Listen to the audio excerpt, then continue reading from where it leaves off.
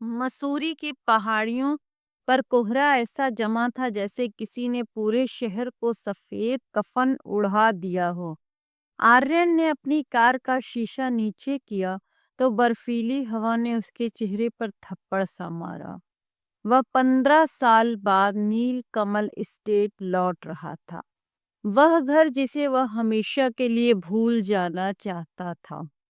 उसके पिता कर्नल विक्रम सिंह की मौत की खबर उसे 2 दिन पहले मिली थी।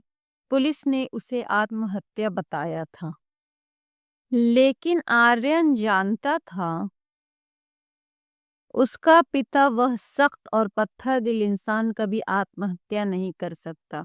वह उनसे नफरत करता था, इतनी नफरत कि अपनी माँ की मौत के बाद उसने कर्नल का चेहरा तक नहीं देखा था। लेकिन अब वह उस वसीयत और सवालों के जवाब लेने आया था जो उसे रातों को सोने नहीं देते थे।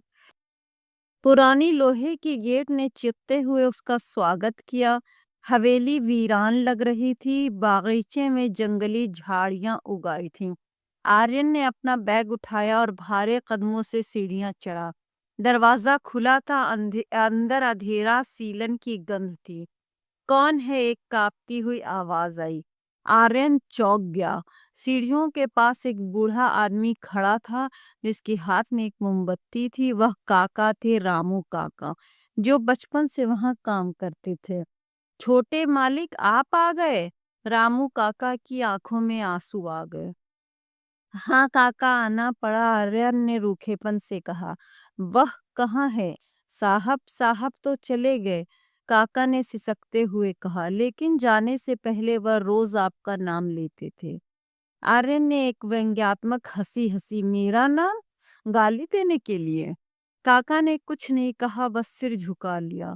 आर्यन अपने पुराने कमरे की ओर बढ़ा। सब कुछ वैसा ही था। वही पुराना बेड, दीवार पर टंगी उसकी बचपन की पेंटिंग, लेकिन कुछ अजीब थी। कमरे में एक और खुशबू थी, मोगरे के फूलों की। वही खुशबू जो उसको उसकी माँ लगाती थी। वही खुशबू जो उसकी माँ लगे आती थी। आर्यन का दिल जोर से धड़कने लगा। माँ को मरे हुए 15 साल हो चुके थे। फिर यह खुशबू यहाँ क्या कर रही थी?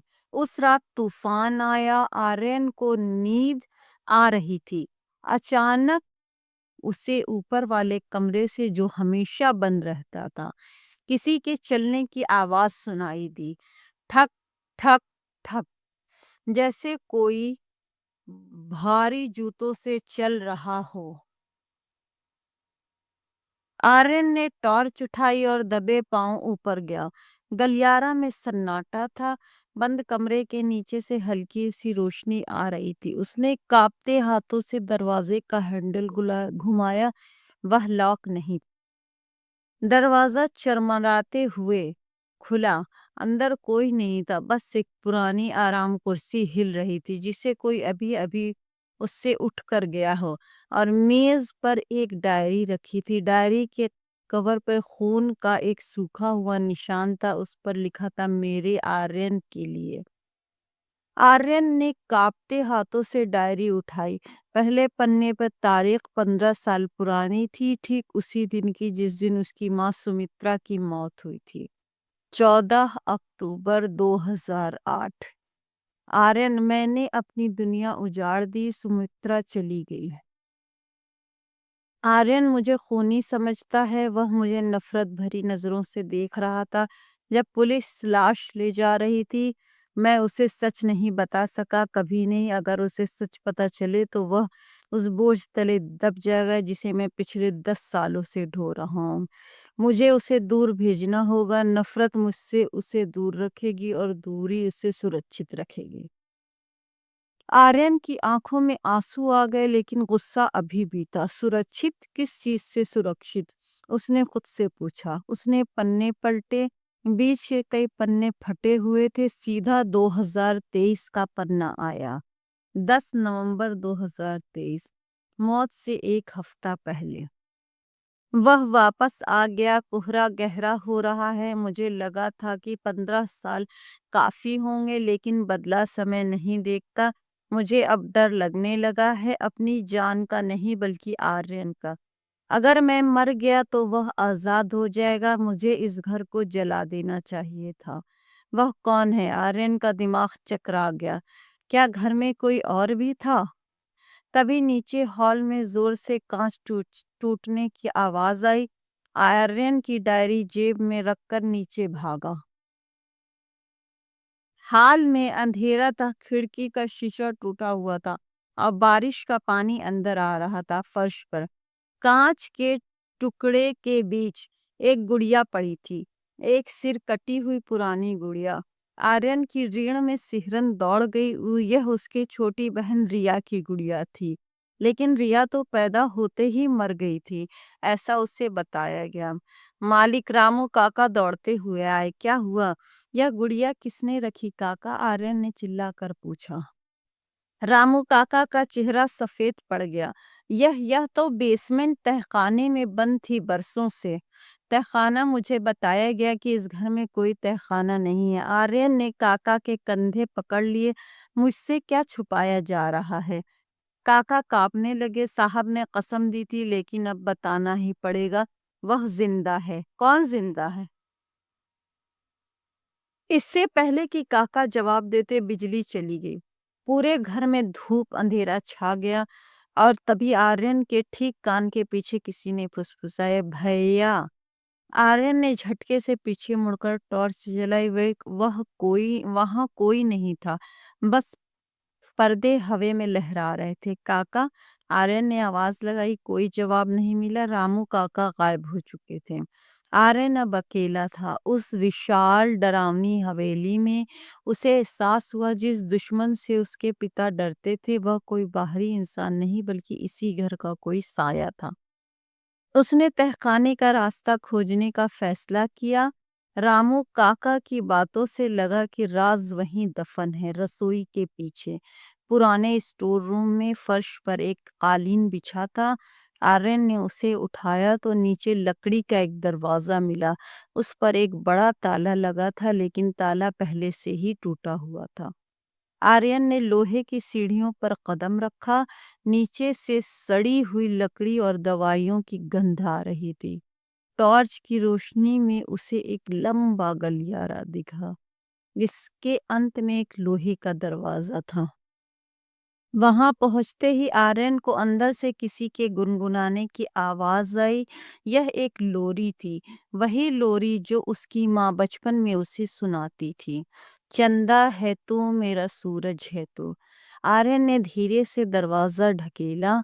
अंदर का नजारा देखकर उसके पैरों तले जमीन खिसक गई।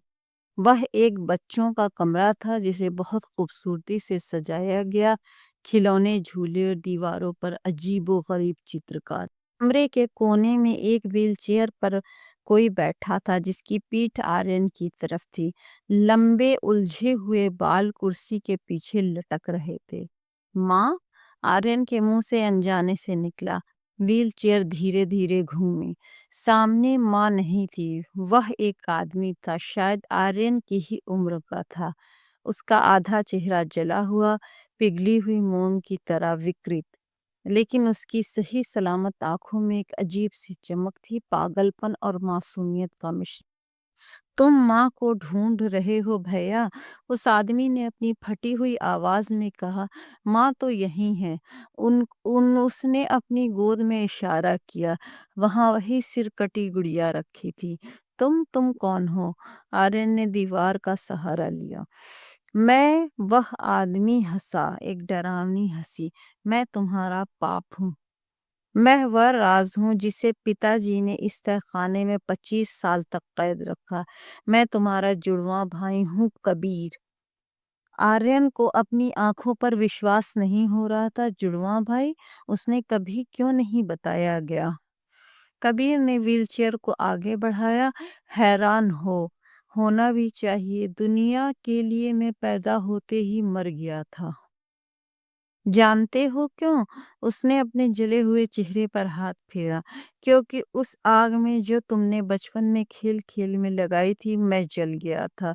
तुम बच गए थे क्योंकि तुम सुंदर थे, मैं राक्षस बन गया। आर्यन को याद आया बचपन की एक धुंधली याद, माचिस, पर्दों में लगी आग और एक चीख। उसने हमेशा सोचा था कि वह सिर्फ एक बुरा सपना था। पिताजी ने मुझे यहाँ छुपा दिया, कबीर ने कड़वाहट से कहा, ताकि तुम्हारी परफेक्ट जिंदगी खराब न हो। माँ इसे बर्दाश्त नहीं कर पाई, वह मुझसे मिलने चुपके से नीचे आती थी, लेकिन पिताजी ने उसे रोक दिया। उस रात जब माँ और पिताजी झगड़ रहे थे, कबीर की आवाज भारी हो गई, माँ सीढ़ियों से गिर गई। तुम ऊपर सो रहे थे, तुम्हें लगा पिताजी ने धक्का दे दिया, लेकिन सच ये है कि भैया की माँ मुझे बचाने की कोशिश कर रही थी, पिताजी मुझे पागल खाना भेजना चाहते थे। आर्यन घुटनों के बल गिर पड़ा। 15 साल उसने अपने पिता से नफरत की, इस जुर्म के लिए जो उन्होंने किया ही नहीं। उसके पिता ने अपनी पत्नी खोई, अपना सम्मान खोया, सिर्फ अपने एक बेटे को दूसरे बेटे की सच्चाई से बचाने के लिए। उन्होंने मुझे क्यों नहीं बताया? आर्यन रो पड़ा। क्योंकि वह डरते थे, कबीर ने कहा मुझसे। देखो मुझे आर्यन, इस अंधेरे ने मुझे क्या बना दिया। मैं बाहर की दुनिया से नफरत करता हूँ और सबसे ज्यादा नफरत तुमसे करता हूँ। तुम धूप में खिले, मैं इस सीलन में सड़ा। अचानक कबीर ने अपनी जेब में से एक माचिस निकाली। पिताजी की मौत आत्महत्या नहीं थी आर्यन, कबीर ने मुस्कुराते हुए कहा। वह मुझे यहाँ से ले जाने आए थे, उन्होंने कहा कि अब बहुत हो गया, हम सबको सच बता देंगे। लेकिन मुझे बाहर नहीं जाना था, मुझे यह अंधेरा पसंद है।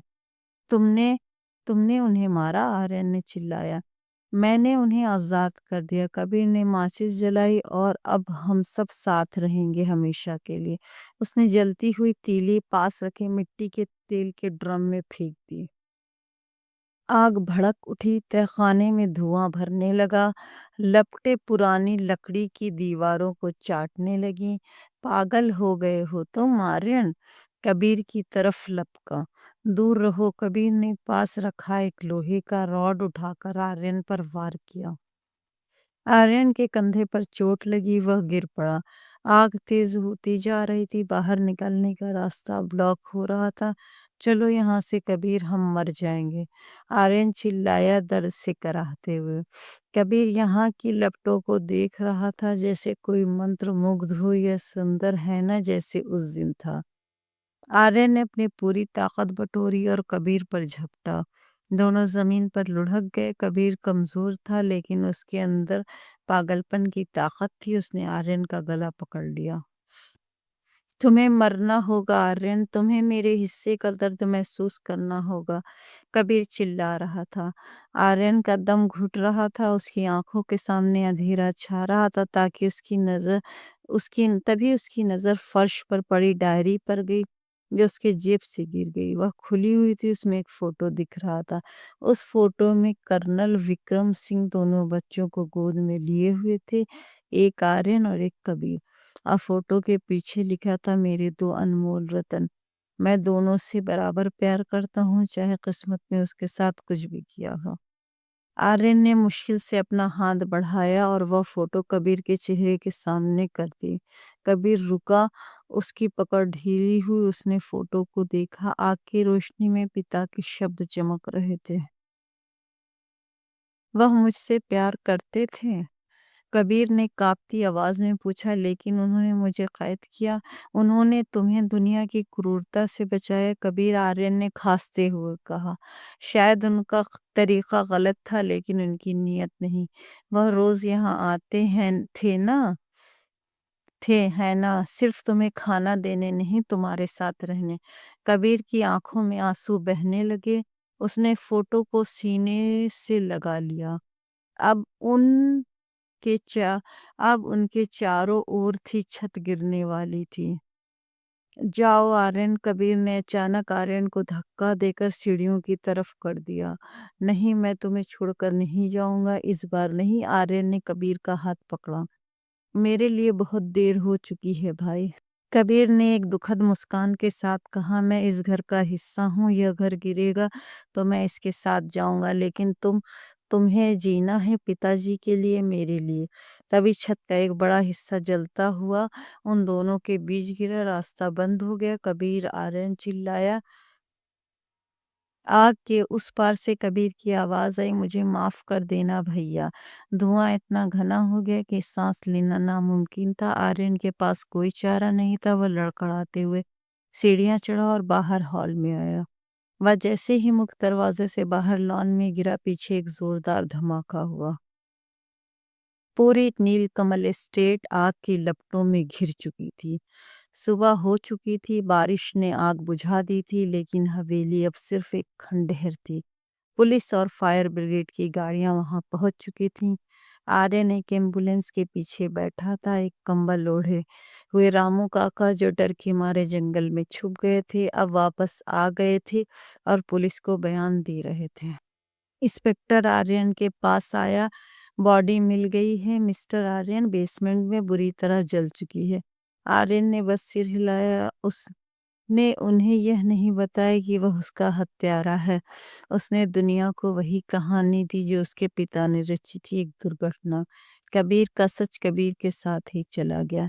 कुछ दिन बाद आर्यन मसूरी छोड़ रहा था। कोहरा छट चुका और धूप खिली थी। उसने अपनी कार रोकी और आखिरी बार उस जलते हुए खंडहर को देखा। उसे मलबे में कुछ चमकता हुआ दिखाई दिया। वह गया और उसे उठाया। वह एक आधा जला हुआ फोटो फ्रेम था। उसमें सिर्फ कबीर के बचपन का चेहरा बचा था, जो मुस्कुरा रहा था।